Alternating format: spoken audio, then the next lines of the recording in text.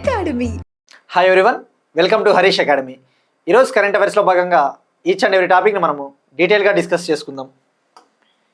ఇవాళ మన first topic, ఇరాన్కి మరియు ఇజ్రాయెల్కి మధ్య జరుగుతూ ఉన్న యుద్ధ వాతావరణంలో మరొక ఆపరేషన్ని ఇరాన్ లాంచ్ చేసింది. నిన్న మనం డిస్కస్ చేసుకున్నాం. ఇరాన్లో ఉన్న 3 అణు కేంద్రాలపైన అమెరికా ఆపరేషన్ మిడ్ నైట్ హ్యామర్ను లాంచ్ చేసి ఇరాన్లోని 3 అణు కేంద్రాలని నాశనం చేసిందని చెప్పేసి తెలుసుకున్నాం. సో ఇప్పుడు దానికి ప్రతిస్పందనగా, దానికి రియాక్షన్గా ఇరాను అమెరికా సైనిక స్థావరాలపైన, ముఖ్యంగా ఖతార్ దేశంలోని అమెరికా సైనిక స్థావరం పైన అటాక్స్ చేసింది. ఈ అటాక్స్ని ఆపరేషన్ బేషరత్ ఫతాహ్ పేరిట నిర్వహించింది.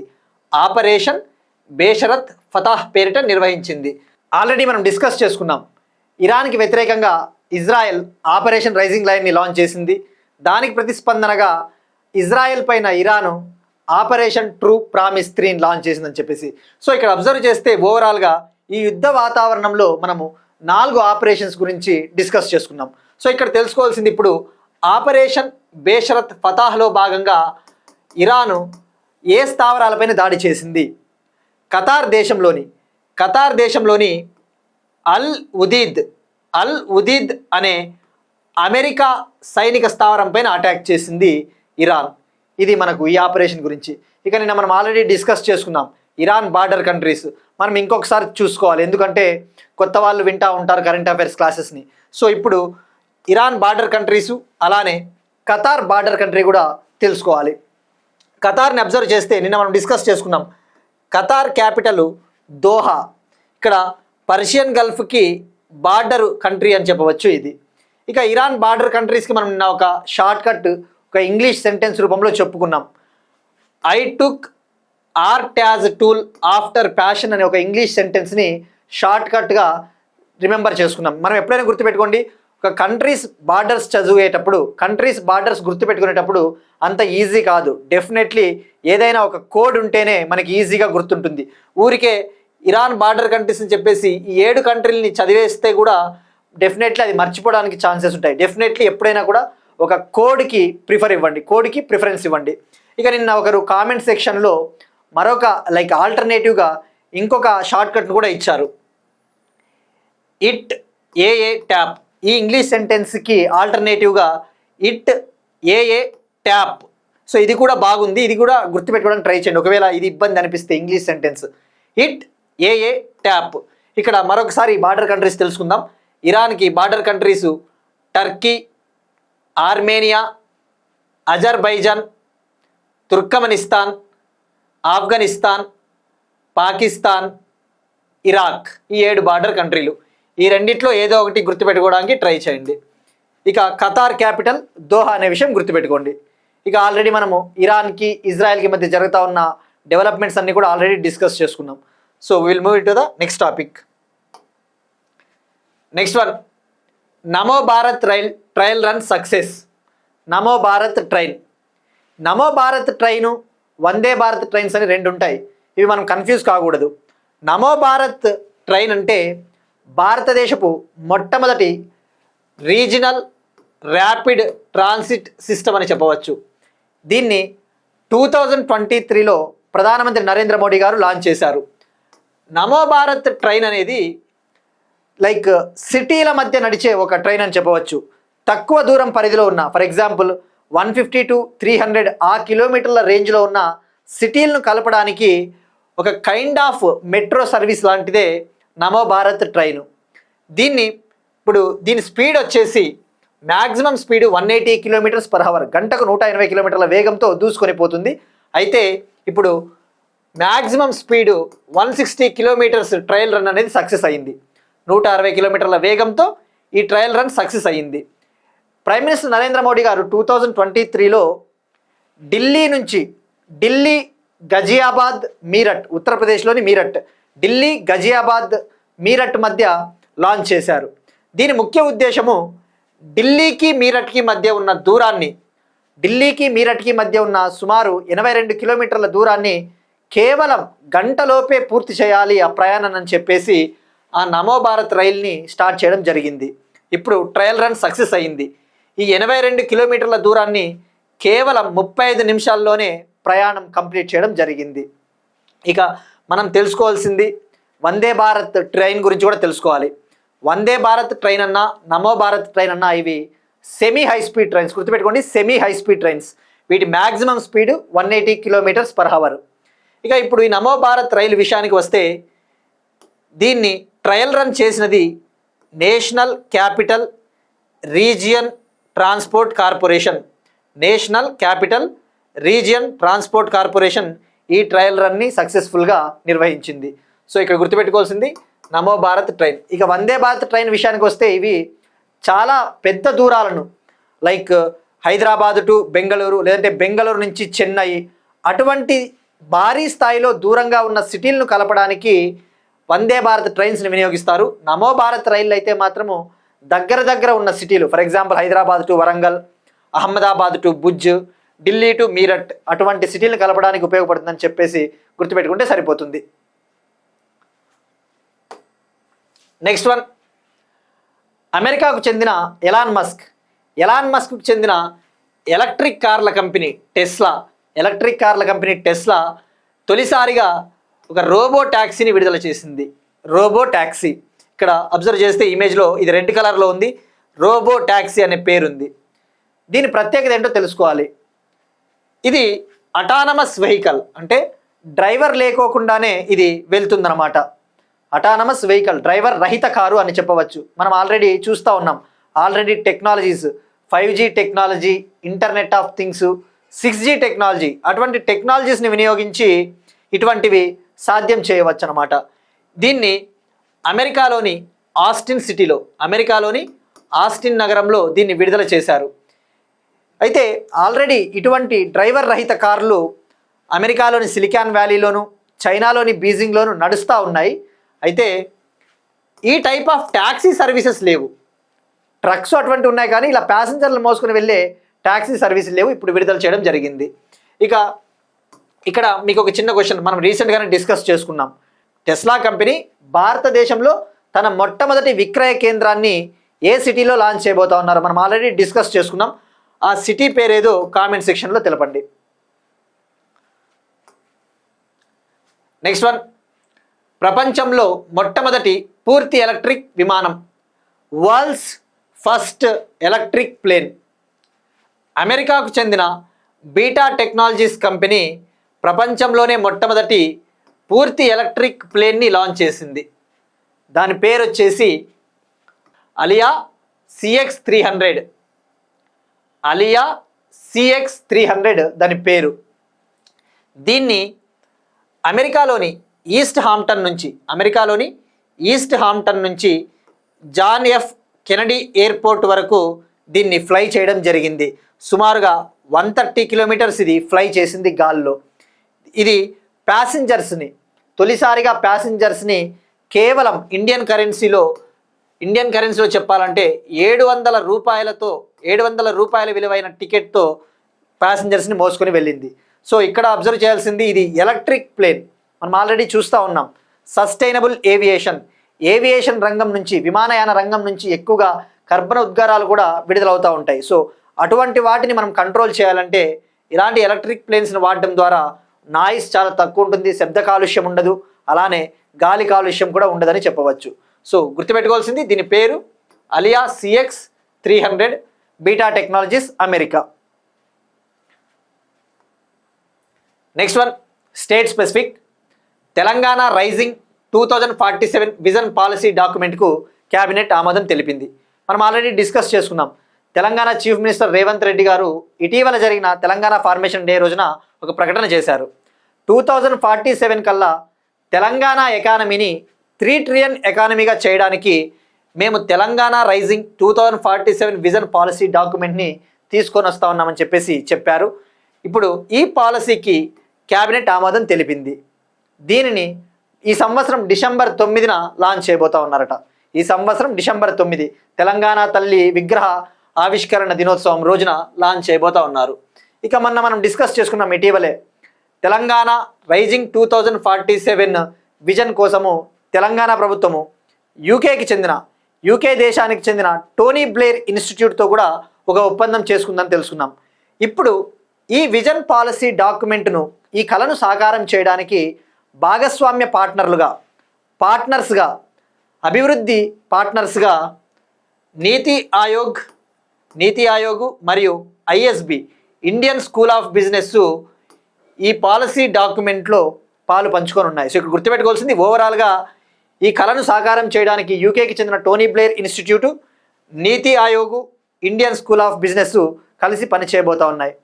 ఇక మనం తెలుసుకున్నాం రీసెంట్గానే ఈ తెలంగాణ రైజింగ్ అడ్వైజరీ బోర్డులో సలహా మండలిలో ఒక ప్రముఖ ఎకనామిస్ట్ అభిజిత్ బెనర్జీ గారు, నోబెల్ పురస్కార గ్రహీత ప్రముఖ ఆర్థికవేత్త అభిజిత్ బెనర్జీ గారు కూడా ఈ సలహా మండలిలో తెలంగాణ ప్రభుత్వం నియమించిందని చెప్పేసి తెలుసుకున్నాం.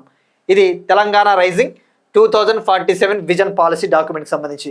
ఆల్రెడీ వీళ్ళు మైక్రో ప్లానింగ్ని అమలు చేయబోతా ఉన్నారని చెప్పేసి కూడా తెలుసుకున్నాం. అంటే ఈ కళను సాకారం చేయాలి అంటే కోర్ సిటీలకి ఒక ప్లానింగ్ని అమలు చేయబోతా ఉన్నారు.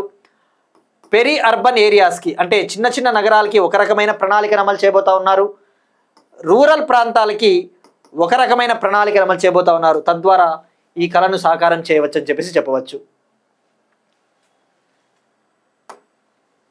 నెక్స్ట్ వన్, అగైన్ తెలంగాణకు సంబంధించి ఒక రిపోర్టు.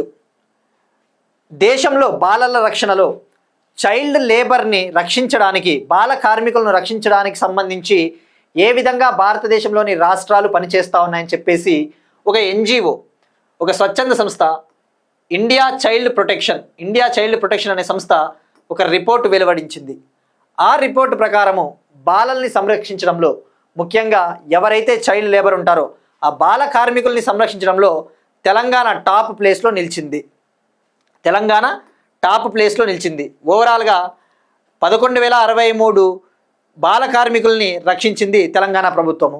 సెకండ్ ప్లేస్లో Bihar, third Rajasthan, fourth UP, fifth Delhi. ఇక అలానే మనం తెలుసుకోవాల్సింది, బాలలు సంరక్షిస్తూ ఉన్నారు. ఈ చిల్డ్రన్ని రక్షించే విధానంలో ఏ కేటగిరీ వాళ్ళు టాప్లో ఉన్నారు? జనరల్గా బాలలు చాలా క్రైమ్స్లో ఇన్వాల్వ్ అవుతూ ఉంటారు. వాళ్ళని క్రైమ్స్కి బానిసలు అయ్యేలాగా చేస్తూ ఉంటాయి కొన్ని ముఠాలు. ఫర్ ఎగ్జాంపుల్ బాల కార్మికులు కావచ్చు, బాలలపైన జరుగుతూ ఉన్న లైంగిక దోపిడీ కావచ్చు, లేదంటే యాచకులుగా వాళ్ళని మారుస్తూ ఉంటారు, బెగ్గర్స్గా. సో ఇండియాలో అత్యధికంగా 2024-25 ఫినాన్షియల్ ఇయర్లో అత్యధికంగా బాల కార్మికులు సంరక్షించబడ్డారు. సెకండ్ ప్లేస్లో లైంగిక దోపిడీకి, సెక్షువల్ ఎక్స్ప్లాయిటేషన్కి గురవుతా ఉన్న బాలలను సంరక్షించారు. థర్డ్ ప్లేస్లో యాచకులుగా పనిచేస్తూ ఉన్న బాలల్ని రక్షించడం జరిగింది. సో ఇక్కడ గుర్తుపెట్టుకోవాల్సింది, తెలంగాణ టాప్. మనకి ఎన్జిఓల రిపోర్ట్లు కూడా ఎందుకు కీలకం అంటే, ఫర్ ఎగ్జాంపుల్ విద్యా వ్యవస్థకు సంబంధించి ప్రథమ్ అనే ఒక ఎన్జిఓ ఎవ్రీ ఇయర్ ఒక రిపోర్ట్ విడుదల చేస్తుంది. ఎస్ఆర్ రిపోర్ట్ అని, annual survey of education report. ASER Pratham సంస్థ, అది విద్యా వ్యవస్థకు సంబంధించి. సో డెఫినెట్లీ వివిధ వర్గాలకు సంబంధించిన ఇంపార్టెంట్ ఎన్జిఓస్ మనకి ఐడియా ఉండాలి. డైరెక్ట్గా అడుగుతాడు ఈ రిపోర్ట్ను ఏ ఎన్జిఓ విడుదల చేసిందని చెప్పేసి. Next one, very fast app. Again తెలంగాణకు సంబంధించి తెలంగాణ పోలీసులు ఒక ఘనత సాధించారు. పాస్పోర్ట్ వెరిఫికేషన్లో, పాస్పోర్ట్ అప్లికేషన్స్ మనం అప్లై చేసుకుంటాం కదా, వాటిని ఫాస్ట్గా వెరిఫై చేసే ప్రక్రియలో భాగంగా తెలంగాణ పోలీసులు దేశంలోనే అగ్రస్థానం సాధించారు. కేంద్రం నుంచి ఉత్తమ సేవా ధృవీకరణ అవార్డును గెలుపొందారు.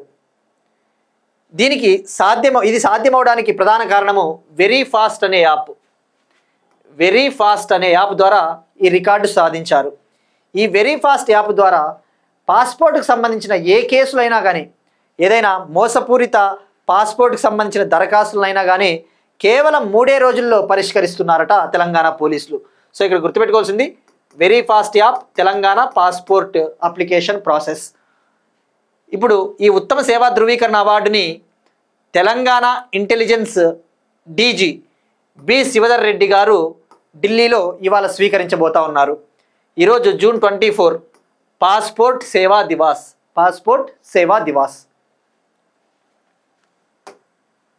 నెక్స్ట్ వన్, ఆంధ్రప్రదేశ్కి సంబంధించి ఆంధ్రప్రదేశ్ గవర్నమెంటు ఏపీని దేశంలోనే ఏరోస్పేస్ రంగంలో అంటే విమానయాన రంగంలో, అలానే డిఫెన్స్ మ్యానుఫ్యాక్చరింగ్లో రక్షణ రంగంలో లీడర్గా తీర్చిదిద్దడానికి ఏరోస్పేస్ మరియు డిఫెన్స్ పాలసీ 4.0ని లాంచ్ చేసింది ఏపీ గవర్నమెంటు.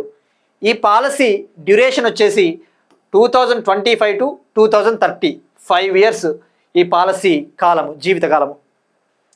ఇక ఇందులో భాగంగా ఆంధ్రప్రదేశ్ గవర్నమెంటు ఈ పాలసీ ద్వారా ఏరోస్పేసు మరియు డిఫెన్స్ మ్యానుఫ్యాక్చరింగ్ రంగంలో రాబోయే ఐదేళ్లలో ఈ రంగాలలో ఏరోస్పేస్ మరియు డిఫెన్స్ రంగాలలో 50,000 కోట్ల నుండి 1,00,000 కోట్ల వరకు ఇన్వెస్ట్మెంట్స్ని, పెట్టుబడుల్ని ఆకర్షించాలని చెప్పేసి ఈ పాలసీ ప్రధాన ఉద్దేశం. 50,000 to 1,00,000 crore. ఈ నెంబర్లు మనకు చాలా ఇంపార్టెంట్. డైరెక్ట్గా స్టేట్మెంట్స్లో అడుగుతాడు. ఏపీ ఎకానమీ సర్వేలో మనకి రేపొద్దున ఎకానమీ సర్వే అప్డేట్ అయినా కూడా మళ్ళీ ఇవే పాలసీలే వస్తాయి. 50,000 crore to 1,00,000 crore రాబోయే 5 ఏళ్ళకు గాను. ఇక అలానే ఈ పాలసీలో భాగంగా ఆంధ్రప్రదేశ్ను అభివృద్ధి చేయడానికి, ఏరోస్పేస్ మరియు డిఫెన్స్ రంగంలో అభివృద్ధి చేయడానికి ఆంధ్రప్రదేశ్ని 5 క్లస్టర్లుగా విభజించారు. 5 క్లస్టర్లు. ఇందులో ఒక క్లస్టర్ వచ్చేసి నావెల్ కారిడార్గా అభివృద్ధి చేయబోతా ఉన్నారు. తీర ప్రాంతమైన శ్రీకాకుళము, శ్రీకాకుళం కారిడార్ని నావెల్ కారిడార్ అంటే నౌకా రంగాన్ని అభివృద్ధి చేయడానికి నావెల్ కారిడార్గా అభివృద్ధి చేస్తూ ఉన్నారు. అలానే కృష్ణా జిల్లా జగ్గయ్యపేట టు దొనకొండ ఆ కారిడార్ని మిస్సైల్ ప్రొడక్షన్ కారిడార్గా అభివృద్ధి చేస్తూ ఉన్నారు. అంటే మిస్సైల్స్ ఉత్పత్తి చేయడానికి ఒక కారిడార్, అనుకూలమైన కారిడార్గా అభివృద్ధి చేస్తూ ఉన్నారు. అలానే కర్నూలు ఓర్వకల్లుని డ్రోన్ కారిడార్గా అభివృద్ధి చేస్తూ ఉన్నారు. ఇక భారతదేశపు మొట్టమొదటి డ్రోన్ సిటీ అంటే కూడా కర్నూలు జిల్లా ఓర్వకల్లు.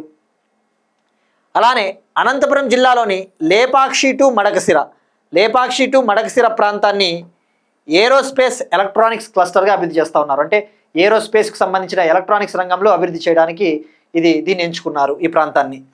ఇక తిరుపతి ప్రాంతాన్ని సపరేట్గా ఒక రీసెర్చ్ అండ్ డెవలప్మెంట్ సెంటర్గా, పరిశోధన రంగానికి అనుకూలమైన సెంటర్గా ఒక DRDO సెంటర్ ఆఫ్ ఎక్సలెన్స్ని ఇక్కడ ఏర్పాటు చేయబోతా ఉన్నారు తిరుపతిలో. సో డెఫినెట్లీ ఈ 5 క్లస్టర్లు మనకు గుర్తుండాలి. ఇది ఆంధ్రప్రదేశ్కి సంబంధించిన పాలసీ. నెక్స్ట్ వన్ అగైన్ ఆంధ్రప్రదేశ్కి సంబంధించి స్టేట్ స్పెసిఫిక్, ముఖ్యంగా ఇప్పుడు రాబోయే రోజుల్లో court exams, forest beat officers అటువంటి ఎగ్జామ్స్ జరగబోతూ ఉన్నాయి. డెఫినెట్లీ అటువంటి వాళ్ళకి డైరెక్ట్గా ఆంధ్రప్రదేశ్కి సంబంధించిన స్పెసిఫిక్ కరెంట్ అఫైర్. ఆంధ్రప్రదేశ్ పశ్చిమ గోదావరి జిల్లా ఏలూరు ప్రాంతానికి చెందిన ఒక పర్సను ఒక రికార్డు సృష్టించాడు. ఈయన ఇంగ్లీష్ ఛానెల్, పాల్క్ స్ట్రైట్, ఇవి వాటర్ బాడీస్ అన్నమాట. ఇంగ్లీష్ ఛానెల్, పాల్క్ స్ట్రైట్ని ఈదిన ఆంధ్రప్రదేశ్ మొట్టమొదటి పారా స్విమ్మర్గా రికార్డు సృష్టించాడు. ఈయన పేరు బలగ గణేష్, 38 years old. ఈయన pride of India A team అనే 6 సభ్యుల టీంలో ఇతను భాగం అన్నమాట. ఈ టీంలో భాగంగా అట్లాంటిక్ మహాసముద్రంలోని ఇంగ్లీష్ ఛానెల్ను ఇంగ్లాండ్ నుంచి ఫ్రాన్స్కు 34 కిలోమీటర్ల పాటు ఈదినాడు. ఇతను గుర్తుపెట్టుకుని పారా స్విమ్మర్, అంటే ఇతను దివ్యాంగుడు అని చెప్పవచ్చు. అలానే పాల్క్ స్ట్రైట్, శ్రీలంకకి ఇండియాకి మధ్య ఉన్న జలసంధిని కూడా ఈయన ఈదాడు. కేవలం 2 నెలల్లో ఈ ఘనత సాధించాడు. సో ఆంధ్రప్రదేశ్ మొట్టమొదటి పారా స్విమ్మర్ ఈయన. ఇప్పుడు ఒక క్వశ్చన్ చూద్దాం. ఇది రిపోర్ట్స్కి సంబంధించి. మనం ఇటీవల రిపోర్ట్స్ ఎక్కువ చూస్తూ ఉన్నాము. డిఫరెంట్ ఆర్గనైజేషన్స్ డిఫరెంట్ రిపోర్ట్స్ విడుదల చేస్తూ ఉన్నాయి. వరల్డ్ ఎకనామిక్ అవుట్లుక్ రిపోర్ట్ను విడుదల చేసే సంస్థ ఏది? World economic outlook report. Option A World Bank, option B IMF, option C OECD, organisation for economic and cooperation development, option D UNCTAD, UN conference on trade and development. So ఇది ఎవరు విడుదల చేస్తారు? అలానే ఈ దాంట్లలో కూడా ఇంకొక రిపోర్ట్ కూడా విడుదల చేస్తాయి, అవి కూడా ట్రై చేయండి. ఇంకొక క్వశ్చన్ వచ్చేసి హెడ్ క్వార్టర్స్కి సంబంధించి మనం డిస్కస్ చేసుకున్నాం. ఇంటర్నేషనల్ కోర్ట్ ఆఫ్ జస్టిస్, అంతర్జాతీయ న్యాయస్థానం, దీని హెడ్ క్వార్టర్స్ ఎక్కడ? ఇది UN బాడీ కదా, ఐక్యరాజ్య సమితికి సంబంధించిన ఒక ప్రిన్సిపల్ ఆర్గాన్ అని చెప్పేసి మనం డిస్కస్ చేసుకున్నాం. దీని ప్రధాన కార్యాలయం ఎక్కడ ఉంది, దీన్ని ట్రై చేయండి. ఎందుకంటే ఈవెన్ యూపీఎస్సీ లాంటి ఎగ్జామ్స్లో కానీ ఎక్కడైనా కానీ హెడ్ క్వార్టర్స్ డైరెక్ట్గా అడుగుతాడు, అంతర్జాతీయ సంస్థలు కాబట్టి ఇవి. ఇక ఐసీసీ ఇంటర్నేషనల్ క్రిమినల్ కోర్టు, దీని ప్రధాన కార్యాలయం కూడా ఎక్కడ ఉంది. సో ఓవరాల్గా 3 క్వశ్చన్స్ తప్పకుండా ట్రై చేయండి ఆన్సర్స్. మళ్ళీ మనం రేపు దీనికి సంబంధించిన ఆన్సర్స్ డీటెయిల్డ్గా ఇంకొకసారి తెలుసుకుందాం. ఇక నిన్న అడిగిన క్వశ్చన్ వచ్చేసి మనము రష్యా ఉక్రెయిన్ యుద్ధ వాతావరణంలో చిక్కుకుపోయిన భారతీయులను రక్షించడానికి 2022లో ఇండియన్ గవర్నమెంట్ లాంచ్ చేసిన ఆపరేషన్ అంటే ఆపరేషన్ గంగా. ఇక ఆపరేషన్ బ్రహ్మ అయితే రీసెంట్గా 2025లో మ్యాన్మార్ దేశంలో వచ్చిన ఎర్త్క్వేక్స్ అప్పుడు ఆ దేశానికి సహాయకంగా ఇండియన్ గవర్నమెంట్ లాంచ్ చేసింది. ఆపరేషన్ రహత్ అంటే 2015లో యెమెన్ దేశంలో చిక్కుకుపోయిన భారతీయులను రక్షించడానికి లాంచ్ చేశాం. ఆపరేషన్ సింధు అంటే ఇటీవల ఇరాన్ యుద్ధ వాతావరణంలో చిక్కుకుపోయిన భారతీయులను రక్షించడానికి లాంచ్ చేసిన ఆపరేషన్. ఇంకా మనం ఇంకో క్వశ్చన్ అడిగాం, గ్లోబల్ పీస్ ఇండెక్స్ ఎన్ని కంట్రీలకు గాను ర్యాంకింగ్ ఇచ్చింది అంటే 163.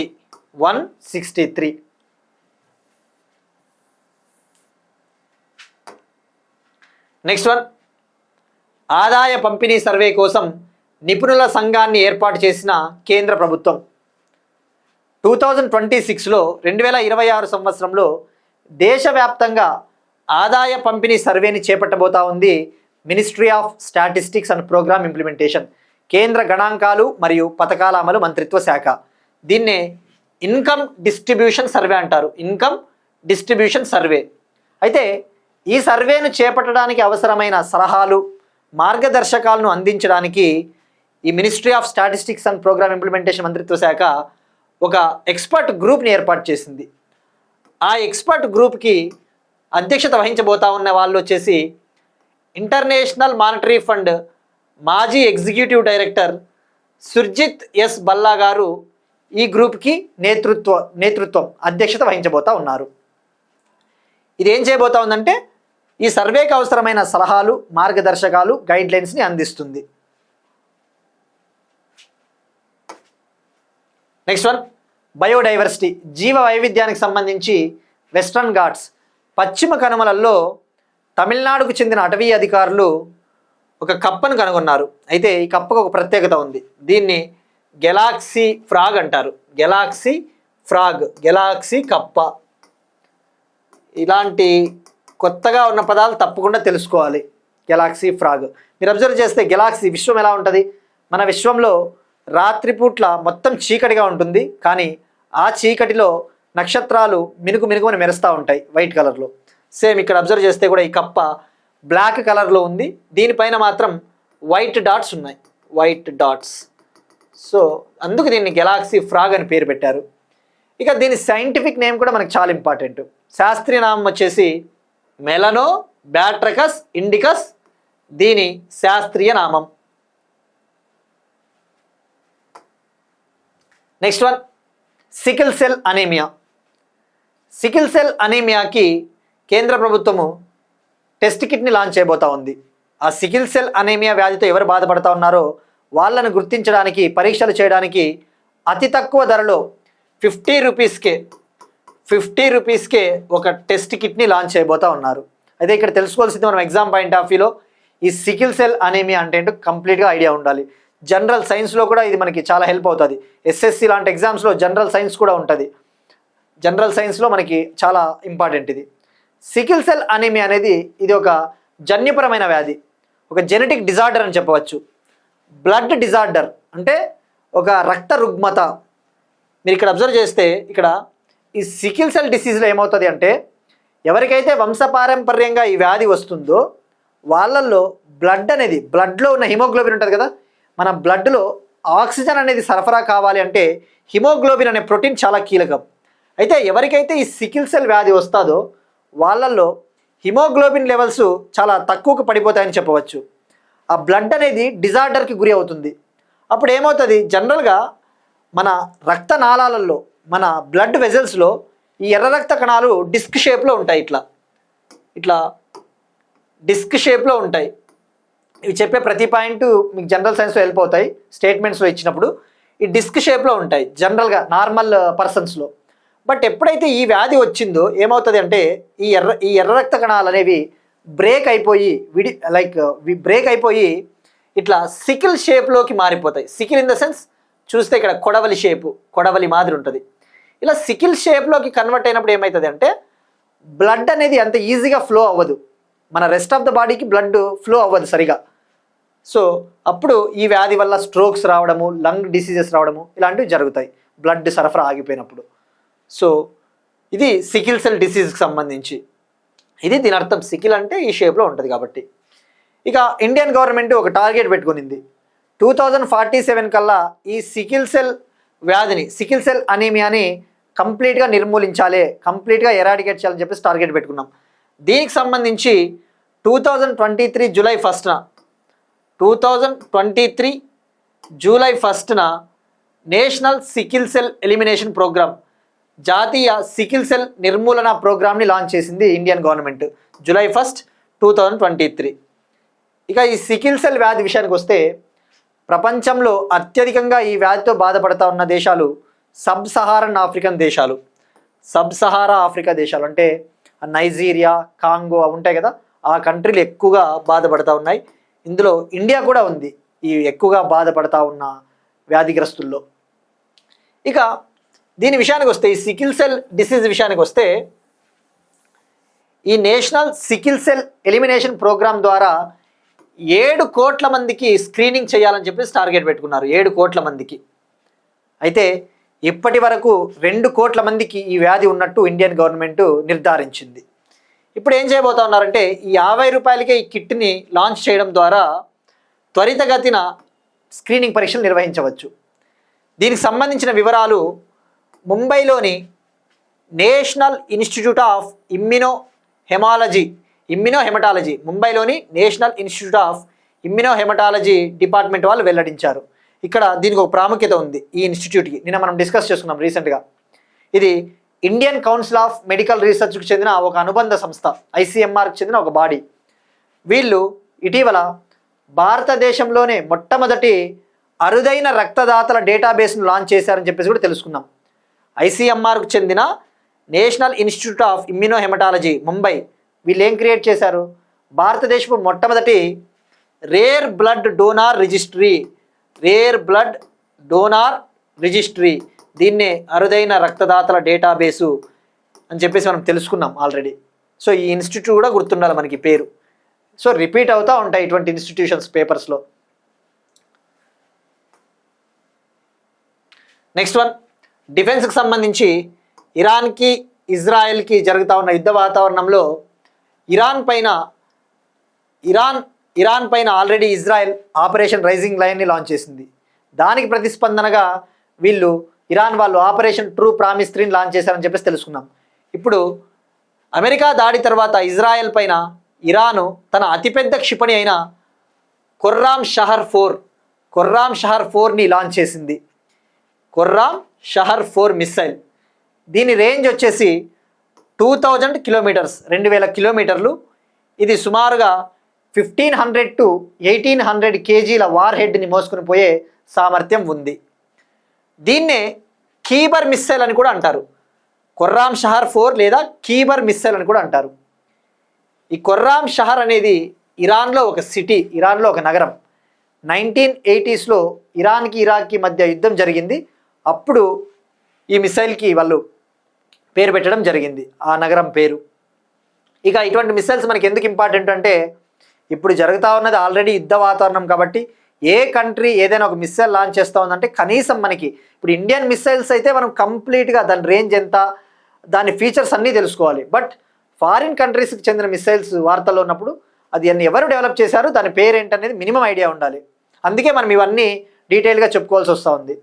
ఇక ఫర్ ఎగ్జాంపుల్ నార్త్ కొరియా ఉంది, హావసాంగ్ 18 పేరిట గతంలో ఇంటర్ కాంటినెంటల్ బ్యాలిస్టిక్ మిసైల్ని కూడా లాంచ్ చేసింది. ఇప్పుడు ఖుర్రామ్ షహర్ 4, దీన్నే కీబర్ మిస్సైల్ అంటారు. కీబర్ అనేది యాక్చువల్లీ సౌదీ అరేబియాలో యూదుల కోట. సౌదీ అరేబియాలో నివసించే జ్యూస్ పీపుల్ అంటారు కదా, యూదులు. ఆ యూదులకు సంబంధించిన ఒక ఫోర్ట్ పేరే కీబర్. సో ఇది ఈ మిస్సైల్కి సంబంధించి. Next one, Titans space mission. Titans space మిషన్కు వ్యోమగామి అభ్యర్థిగా ఆంధ్రప్రదేశ్కు చెందిన జాహ్నవి దంగేటి గారు సెలెక్ట్ అయ్యారు. అమెరికాలో నాసా వాళ్ళు 2029లో 2029 సంవత్సరంలో ఒక స్పేస్ మిషన్ని లాంచ్ చేయబోతా ఉన్నారు. అమెరికాకు చెందిన టైటాన్ స్పేస్ ఇండస్ట్రీస్ అనే ఒక కంపెనీ, టైటాన్ స్పేస్ ఇండస్ట్రీస్ అనే కంపెనీ, ఇందులో భాగంగా లో ఎర్త్ ఆర్బిట్కి స్పేస్ మిషన్ని పంపించబోతా ఉన్నారు. లో ఎర్త్ ఆర్బిట్ అంటే తక్కువ భూకక్షలోకి ఒక మిషన్ని లాంచ్ చేయబోతా ఉన్నారు. ఇందులో భాగంగా ఆంధ్రప్రదేశ్ పాలకొల్లుకు చెందిన జాహ్నవి దంగేటి, ఈమె అమెరికాలో స్టెమ్ కోర్సులో గ్రాడ్యుయేట్గా చదువుతూ ఉంది, గ్రాడ్యుయేట్. ఈమె ఒక రికార్డు సృష్టించింది. ఇప్పుడు ఈ మిషన్కి ఎంపిక అవడం ద్వారా ఈ మిషన్కు ఎంపికైన భారతదేశపు మొట్టమొదటి ఆస్ట్రోనాట్, భారతదేశపు యంగెస్ట్ అనలాగ్ ఆస్ట్రోనాట్గా ఈమె రికార్డు సృష్టించింది. ఈమె దీనికి సంబంధించి నాసాకు సంబంధించిన ఇంటర్నేషనల్ ఎయిర్ అండ్ స్పేస్ ప్రోగ్రాంలో కంప్లీట్గా ట్రైనింగ్ పొందింది. నెక్స్ట్ వన్, ఆంగ్ల విభాగంలో డాక్టరేట్ పొందిన తొలి ట్రాన్స్జెండర్గా జెన్సీ. దేశంలోనే మొట్టమొదటిసారిగా ఒక ట్రాన్స్జెండర్ ఆంగ్ల విభాగంలో ఇంగ్లీష్ డిపార్ట్మెంట్లో గౌరవ డాక్టరేట్ పొందింది. ఈమె తమిళనాడు రాష్ట్రానికి చెందిన ట్రాన్స్జెండర్. చెన్నై లయోలా కాలేజీలో ఆంగ్ల విభాగంలో డాక్టరేట్ అందుకొని అదే కళాశాలలో అసిస్టెంట్ ప్రొఫెసర్గా నియమితులయ్యింది. నెక్స్ట్ వన్, ఒక బుక్కి సంబంధించి రాష్ట్రపతి ప్రసంగాల సంకలనం విడుదల చేసిన డిఫెన్స్ మినిస్టర్ రాజ్నాథ్ సింగ్ గారు. రాష్ట్రపతి ద్రౌపది ముర్ము గారు తన పదవీ కాలంలోని 2వ సంవత్సరంలో ఆమె వివిధ సందర్భాల్లో చేసిన ప్రసంగాలు, స్పీచెస్, వివిధ కాలేజీలు యూనివర్సిటీల్లో చేసిన ప్రసంగాలు, అటువంటి వాటిని అన్నింటినీ కూడా కలిపి ఒక బుక్గా రిలీజ్ చేయడం జరిగింది. ఈ బుక్ పేరు వచ్చేసి wings to our hopes volume 2. ఈ బుక్ నేమ్ చాలా important, wings to our hopes volume 2. న్యూఢిల్లీలో రాజ్నాథ్ సింగ్ గారు లాంచ్ చేశారు. ఇక హిందీలో ఈ బుక్ పేరు వచ్చేసి ఆశా ఓంకి ఉడాన్ ఖండ్ 2. ఆశా ఓంకి ఉడాన్ ఖండ్ 2 అనే పేరిట హిందీలో విడుదలయ్యింది. ఇక ఇందులో 51 స్పీచెస్ ఉన్నాయి. ఈమెకి సంబంధించిన 51 స్పీచెస్. ఇది మనకి సరిపోతుంది ఇన్ఫర్మేషన్. నెక్స్ట్ వన్, స్పోర్ట్స్కి సంబంధించి Indian wicket keeper batsman Rishabh Pant record సృష్టించాడు. ఇండియా ఇంగ్లాండ్ మధ్య జరుగుతూ ఉన్న తొలి టెస్టులో రిషబ్ పంత్ రెండు ఇన్నింగ్స్లోనూ సెంచరీలు చేసి రెండు ఇన్నింగ్స్లోనూ సెంచరీలు చేసిన ఫస్ట్ ఇండియన్ వికెట్ కీపర్గా రికార్డు సృష్టించాడు. ఆల్రెడీ గతంలో జింబాబ్వేకు చెందిన యాండీ ఫ్లవరు ఒకే టెస్టులో 2 ఇన్నింగ్స్లో 2 సెంచరీలు చేశాడు. ఇప్పుడు రిషబ్ పంత్. అయితే ఇక్కడ గుర్తుపెట్టుకోవాల్సింది, మొదటి Indian wicket keeper Rishabh Pant, ఓవరాల్గా 2వ వికెట్ కీపర్. ఇంకొక ఘనత కూడా సాధించాడు. టెస్ట్ క్రికెట్లో అత్యధిక సెంచరీలు చేసిన ఇండియన్ వికెట్ కీపర్, 8 టెస్ట్ సెంచరీలు చేశాడు. గుర్తుపెట్టుకోండి, అత్యధిక టెస్ట్ సెంచరీలు చేసిన Indian wicket keeper Rishabh Pant. ఇవి ఇవాల్టి కరెంట్ అఫైర్స్. మనం ఒకసారి క్విక్గా రీక్యాప్ చూద్దాం. ఆపరేషన్ బేషరత్ ఫతాహ్ ఇరాన్ 160 కిలోమీటర్ల వేగంతో Namo Bharat rail trial run విజయవంతం. రోబో ట్యాక్సీని విడుదల చేసిన టెస్లా. ప్రపంచంలో మొట్టమొదటి పూర్తి ఎలక్ట్రిక్ విమానం Alia CX-300. Telangana rising 2047 vision policy డాక్యుమెంట్కు కేబినెట్ ఆమోదం. బాలల సంరక్షణలో Telangana top. Very fast app passport వెరిఫికేషన్లో తెలంగాణ పోలీసులు అగ్రస్థానం. ఏరోస్పేస్ మరియు డిఫెన్స్ పాలసీ 4.0ని రిలీజ్ చేసిన Andhra Pradesh. English channel Palk strait జలసంధులను ఈదిన ఆంధ్రప్రదేశ్ మొట్టమొదటి పారా స్విమ్మర్ బలగ గణేష్. ఆదాయ పంపిణీ సర్వే కోసం నిపుణుల సంఘాన్ని ఏర్పాటు చేసిన కేంద్ర ప్రభుత్వం. పశ్చిమ కనుమలలో గెలాక్సీ ఫ్రాగ్ వెస్టర్న్ ఘాట్స్. 50 రూపాయలకే సికిల్ సెల్ అనీమియా టెస్ట్ కిట్ను అభివృద్ధి చేసే పనిలో కేంద్ర ప్రభుత్వం. ఖుర్రామ్ షహర్ 4 మిస్సైల్ను లాంచ్ చేసిన ఇరాన్. టైటాన్స్ స్పేస్ మిషన్కు వ్యోమగామి అభ్యర్థిగా ఆంధ్రప్రదేశ్కు చెందిన జాహ్నవి. ఆంగ్ల విభాగంలో డాక్టరేట్ పొందిన తొలి ట్రాన్స్జెండర్గా జెన్సీ. రాష్ట్రపతి ప్రసంగాల సంకలనం విడుదల. పుస్తకం పేరు wings to our hopes volume 2. Record సృష్టించిన Rishabh Pant. That's it. These are today's current affairs. And we'll meet you again tomorrow. And thank you everyone.